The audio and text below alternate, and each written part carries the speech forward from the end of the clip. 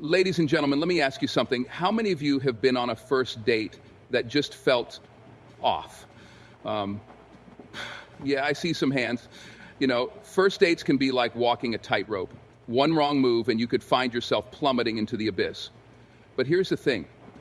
It's all about understanding the do's and the don'ts. We've all been there, hoping that everything goes smoothly, but some things you just don't do. So let me break it down for you. 5 things you should never do on a first date. Guess what? This was a tag. Clearly I wrote this because it says, she's getting it on back. 1, never talk about your ex. Let me tell you something. Your past is exactly that, past. When you're sitting across from someone on a first date, they want to get to know you, the person sitting right in front of them, not your history, not the baggage you're still carrying around. And yet time and again I see it, someone casually mentioning their ex like they've just moved on from them. But the way they talk about it, it doesn't feel like they've moved on at all. It feels like they're still living in the past. And let me tell you, that energy, it's a major turnoff. You may think, oh, it's just a quick story about my ex, or it's just an innocent mention. But trust me, your date is sitting there, silently wondering if you're still emotionally invested in someone else. If you're still hanging on to old relationships, how can they be sure you're ready for a new one? Talking about your ex is like opening up a wound that hasn't healed yet, and nobody wants to be part of your emotional baggage. And I get it. Sometimes we need to vent, or we're still processing old feelings, but the truth is, a first date is about forging a new connection, about starting something fresh. Your ex should not be a part of that equation. Don't even bring them up unless you're in a situation where it's absolutely necessary, like if you're still parenting children. You keep it about the present and focus on getting to know the person you're with. Your date wants to know if you are someone they want to build a future with, not someone who's still stuck in the past.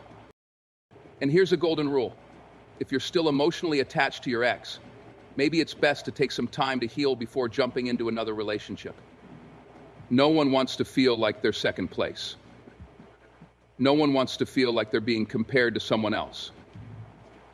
So if you're looking for a new start, leave the old one behind. At the end of the day, the best way to show respect for your date is to keep the conversation forward-focused. Talk about your passions, your dreams, your hopes. What excites you about the future? What are you working on right now? That's the kind of conversation that builds a real connection. You want them to see you for who you are now, not who you used to be with. So rule number 1, leave your ex out of it. Let your date see you for who you are today. That's how you create a foundation for something real. 2, don't overshare personal information. On a first date, you're trying to make a good impression, right? You want to be genuine. You want to connect on a deeper level. But there's a fine line between being open and being too open. Oversharing personal information can make things uncomfortable. And worse, it can create an impression that you're not emotionally ready for a healthy relationship. While being vulnerable is important, there's a time and place for everything. And a first date is not the place to unload your entire life story. When we first meet someone, it's natural to want to be real, authentic, and show the person you're with who you truly are. But let me tell you something.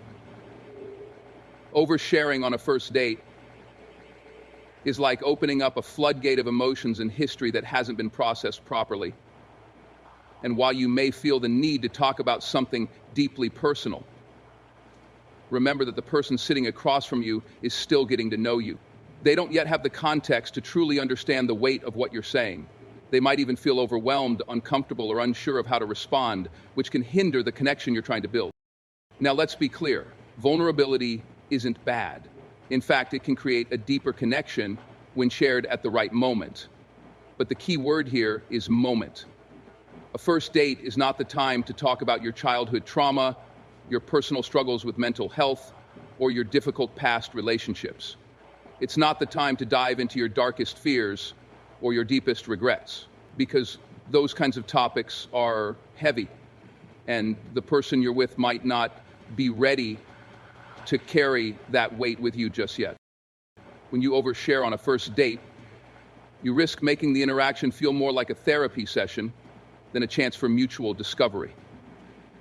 You're not there to find someone to fix you or help you work through unresolved emotions.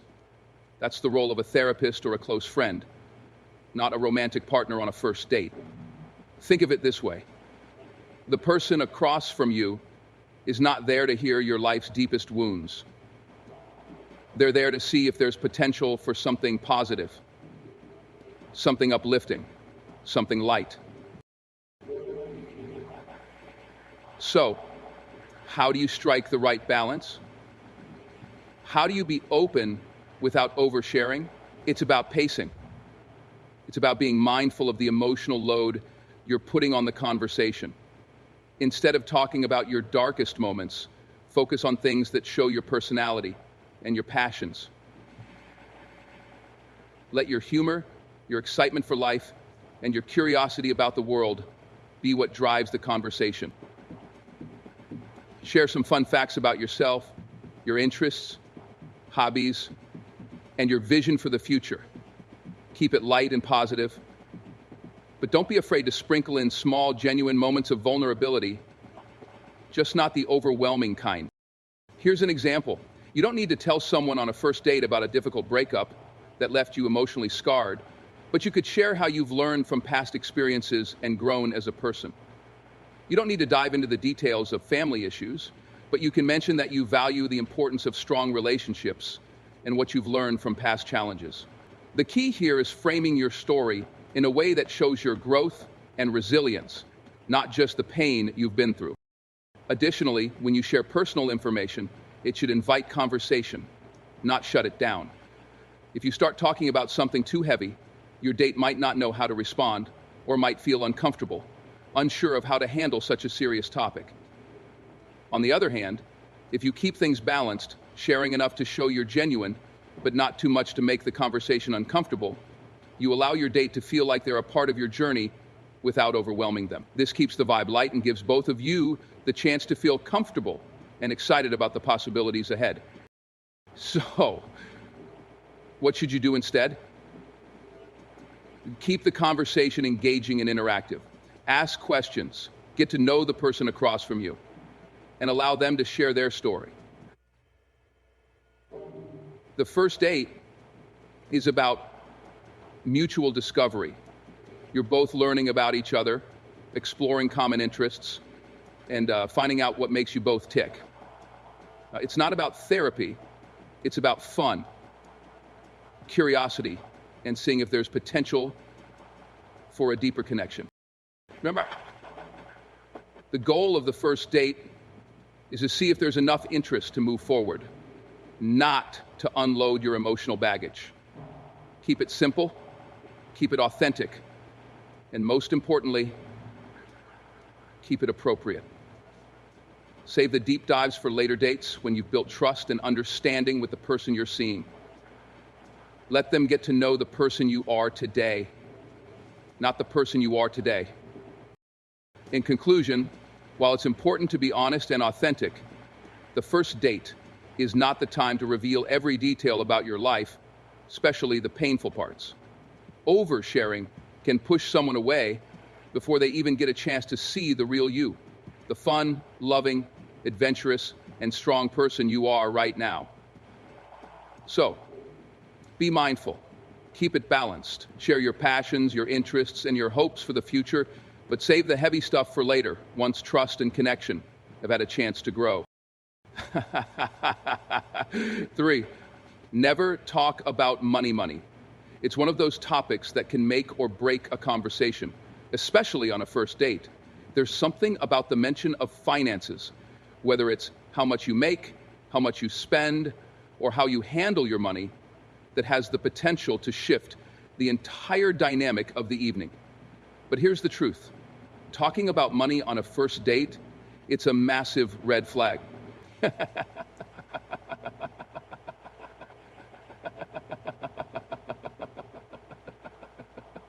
And I'm not talking about the occasional mention of splitting the bill. I'm talking about anything that crosses the line into discomfort, whether it's bragging about your salary, stressing about the cost of the date, or talking about money problems. Why is money such a tricky subject on a first date? Because it's a sensitive topic that reveals more about your values, priorities, and insecurities than you might realize. People don't want to feel like they're being judged by how much they earn or what they can afford. You don't know where the other person stands financially, and unless you're comfortable enough with them, bringing up money can make things awkward in a heartbeat. It's easy to start comparing who paid for the meal, how much you spent, or whether you're impressing them with how much you've got. This type of talk can inadvertently create a sense of imbalance, turning the focus away from who you are as a person and shifting it onto material possessions or financial status. So let's break it down. If you're on a date and you feel the need to talk about your salary, your savings, or the cost of your car or house, you're probably missing the point of the date. The focus of the evening should be on connecting, getting to know the other person, finding common ground, seeing if there's chemistry. This podcast is really deeply devoted to pursuing this cultural diversity that we saw amongst the people that we interviewed. When you start talking about how much you make or the things you've accumulated, it can create a sense of competition or inequality, even if that's not your intention. You're no longer just two people enjoying each other's company. You're two people measuring up each other's worth based on what's in your bank account.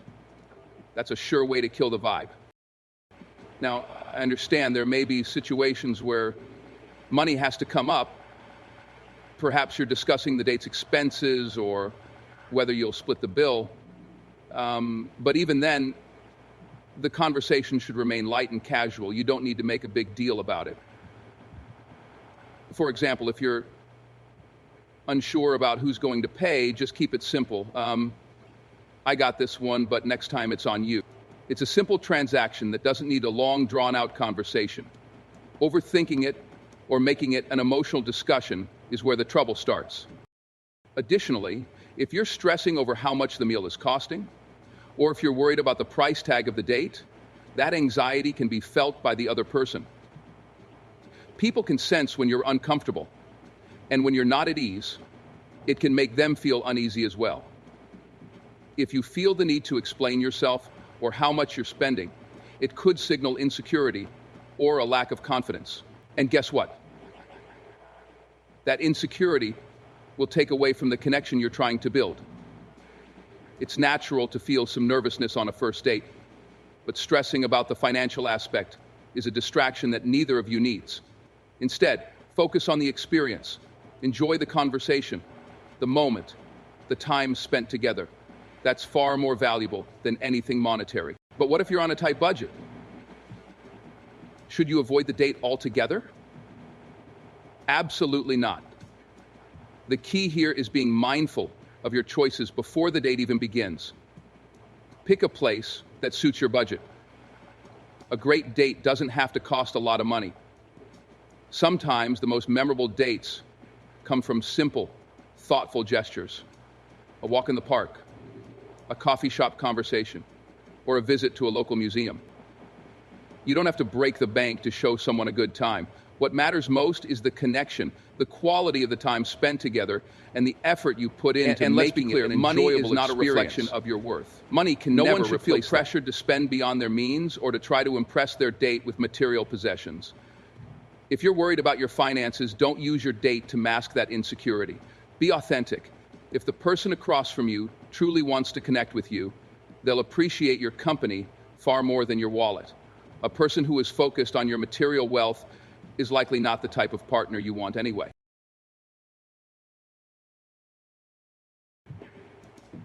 On the flip side, if you're someone who's well off, there's no need to flaunt it.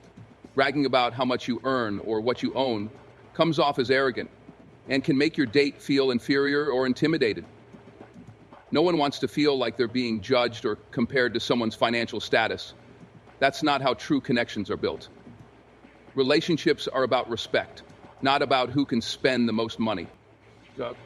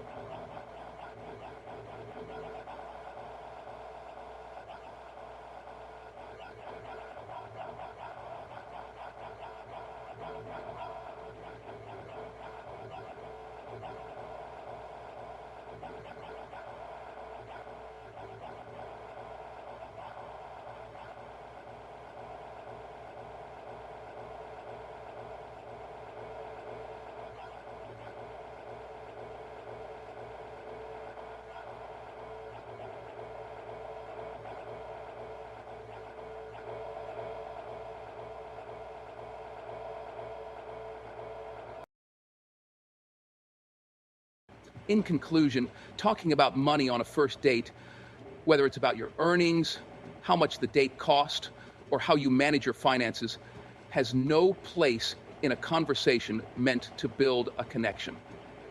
The goal is to focus on getting to know each other for who you are, not for what you can afford. Money should never be the focal point. Your character, your personality, and your ability to connect are what truly matter. So keep it simple, keep it genuine, and leave the talk of money at the door. Let the date be about the experience, the chemistry, and the potential for something real, not the financial transaction.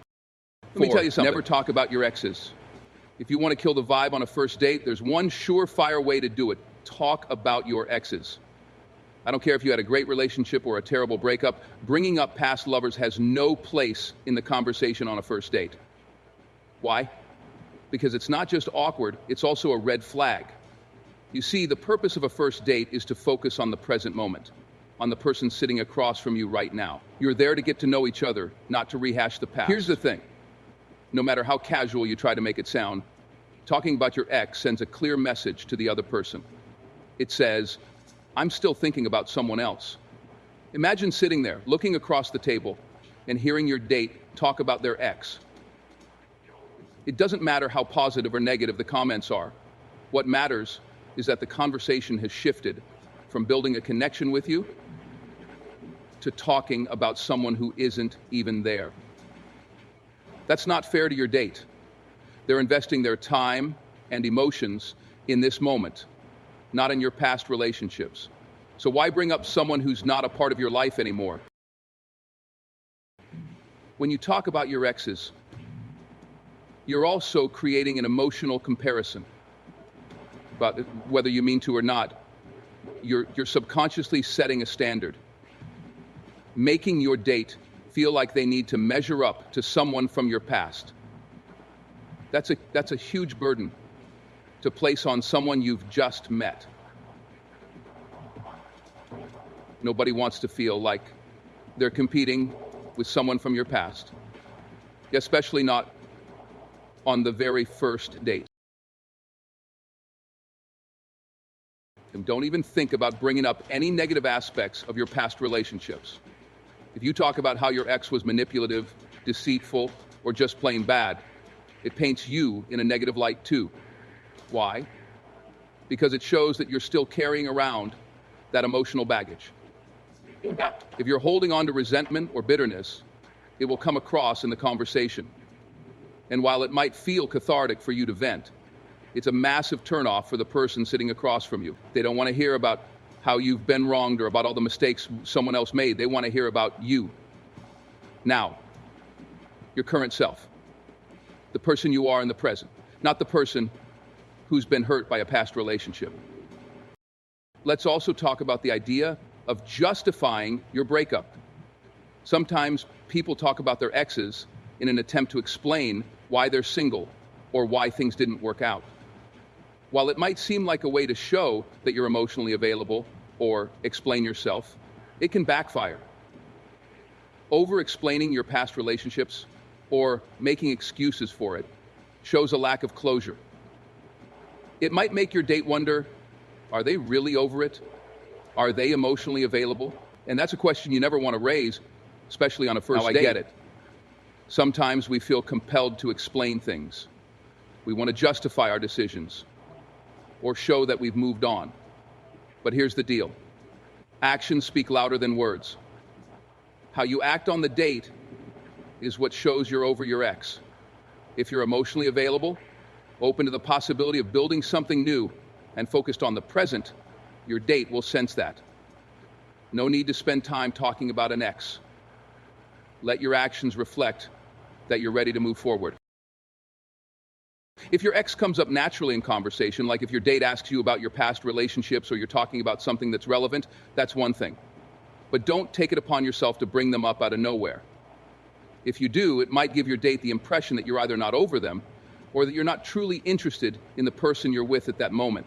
You want to show them that you're all in, that your attention is on them. Nothing says not interested more clearly than constantly bringing up your past. So, what should you talk about instead? Focus on the things that matter now. Share your goals, your interests, your dreams. Talk about what excites you, what you're passionate about, and what you're looking for in a relationship. Get to know the person across from you, not their past, not their baggage. Their present is what matters. Use the time to connect on a deeper level, to share the things that make you unique, to learn about their personality, and see if there's compatibility. In conclusion, talking about exes on a first date is a conversation killer. It shifts the focus away from you and your date to someone who's no longer in the picture. It brings unnecessary emotional weight and can make your date feel like they're competing with someone from your past. Instead, stay focused on the here and now. Build the conversation around what makes you who you are today, and explore whether there's potential for a meaningful connection. Your past is just that, the past. The only thing that matters right now is the present moment. And the person sitting across from you deserves your full attention and respect. Expanded point 5. Never rush into physical intimacy. Here's the deal. On a first date, rushing into physical intimacy is not only unnecessary, it's a huge mistake. I'm not just talking about jumping into bed, but let's be real. Any form of physical intimacy that feels too rushed, too soon, can cause a lot of issues. So, let's break this down and get into why you should slow down, enjoy the process, and let the connection build naturally.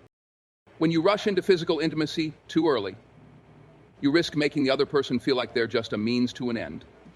Let's face it, people don't want to feel like they're being treated as a check mark on someone's dating to-do list. They want to feel respected, valued, and emotionally connected. And that can be a turnoff for anyone looking for something more meaningful.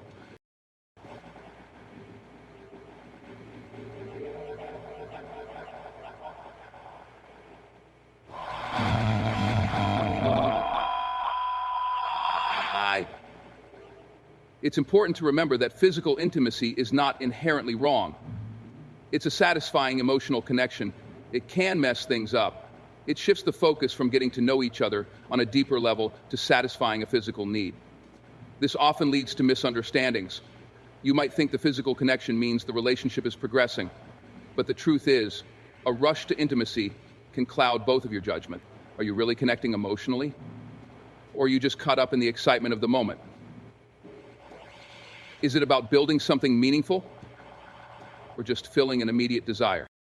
Take your time to learn about the person you're with. Discover what makes them tick, what their passions are, what they value in life. Let the chemistry build gradually. When you take the time to get to know each other and create an emotional connection, the physical intimacy that follows will feel that much more meaningful and fulfilling. It won't feel forced or rushed. It will feel natural. Something both of you are ready for when the time is right. But here's the real kicker. Rushing into physical intimacy too soon can also create a sense of emotional disconnection. When you skip over the emotional bonding phase and go straight to the physical one, you miss the chance to truly understand each other's needs, desires, and boundaries. This can lead to confusion down the road. One person might be thinking they're just having fun, while the other might develop deeper feelings, creating an imbalance in the relationship. That's not the type of situation you want to find yourself in, especially if you're hoping for a meaningful, long-term connection. Let's be honest, everyone's different when it comes to their comfort levels with intimacy. Some people are okay with moving quickly, but others want to take things slower and feel more secure emotionally before making that leap. If you're rushing things, you might make your date feel uncomfortable or pressured, and that's the last thing you want on a first date. And let's be honest, everyone's different when it comes to their comfort levels with intimacy. If they're not ready for physical intimacy, don't push it. It's not about you getting what you want. It's about building a trusting, respectful foundation for something real. Now, you might be thinking, what if the chemistry is undeniable? What if we just click and we're both feeling it? The truth is, even if the chemistry is strong, don't mistake it for a green light to rush things. Strong chemistry doesn't mean it's time to skip all the steps of getting to know each other and jump straight into physical intimacy. It just means you've got a connection. The best thing you can do is let that connection grow at its own pace. Chemistry can be intense, but if it's real and lasting, it will hold up over time. If it's rushed, it might fizzle out just as quickly as it started. Finally, there's the aftermath. When physical intimacy happens too soon, it often complicates things emotionally. Even if it's a one-time fling, there can still be emotional consequences, whether it's feeling used, feeling regret, or even dealing with the awkwardness of navigating the rest of the date or relationship. The last thing you want to do is create unnecessary tension or guilt over something that could have been avoided with a little more patience. In conclusion, the key here is not to rush. Give the emotional bond a chance to develop before diving into physical intimacy. Slow and steady wins the race. If you truly want something meaningful, take your time to build trust, respect, and understanding. A relationship that's based on mutual emotional connection will be far more fulfilling than one based solely on physical chemistry. Physical intimacy will come in its own time, and when it does, it will be much more meaningful because you've taken the time to really know each other first. It's not about the rush, it's about the journey. Respect that journey and respect each other along the way.